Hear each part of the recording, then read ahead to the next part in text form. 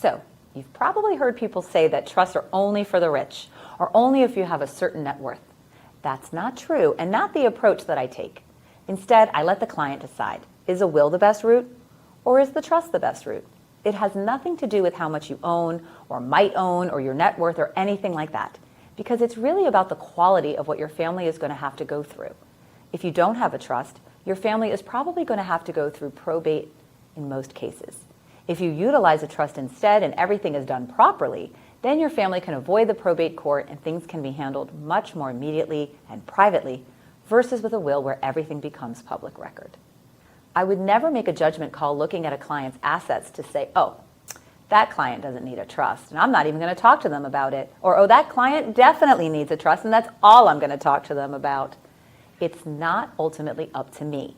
It's up to you after discussion and education to decide what's best for you and your family.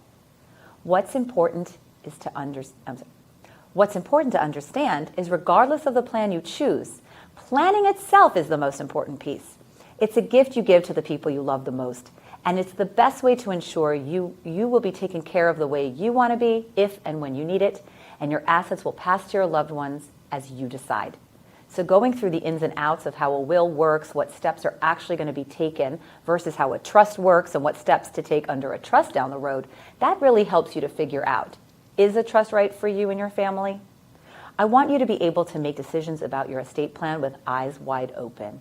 But no, trusts are not only for the rich. So to learn more, watch my other videos, and to schedule a complimentary call, do that from the website today.